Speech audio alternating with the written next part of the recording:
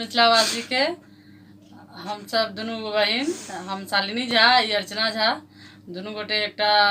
खिलौना लऽ के एलहुँ हैं जखन मूड़न है तो मूड़न उपनयन में तो खिलौना मतलब बहुत बढ़िया लगे छै तो एखन खिलौना हम सब गाबै छी। कोशिश यह है जहाँ सबके नीक लागत तो अपन शेयर करे देबै आ सब्सक्राइब कइए देबै। धन्यवाद। सासु बाजू न भूकू अलग क दिया, सासु बाजू न भूकू अलग क दिया, सासु बाजू न भूकू अलग क दिया, अलग क दिया अलग क दिया, अलग क दिया अलग क दिया, सासु बाजू न भूकू अलग क दिया, सासु बाजू न भूकू अलग क दिया। अपन तोसक ला लिया, अपन तकिया ला लिया, अपन तोसक ला लिया,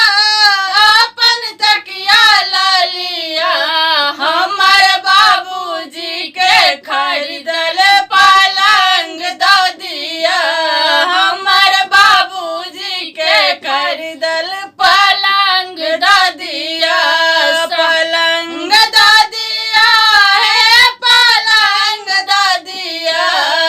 पलंग दो दिया है पलंग दो दिया,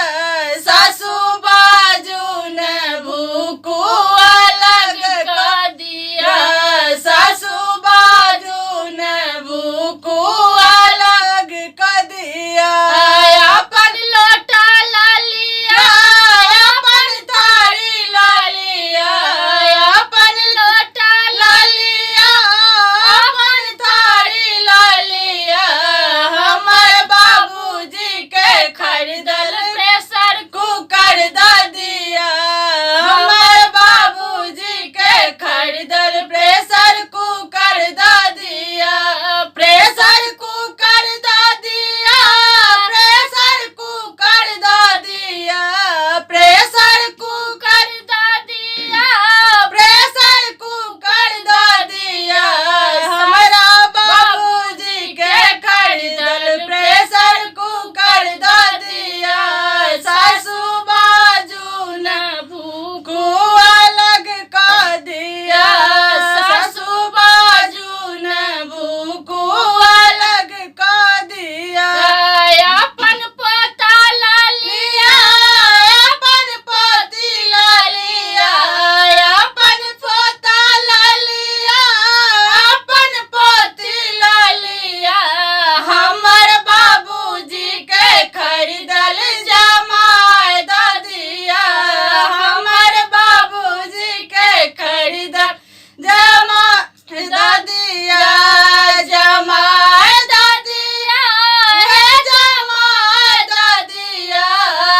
जमाई दो दिया है जमाई दो दिया, हमर बाबूजी के खरीदल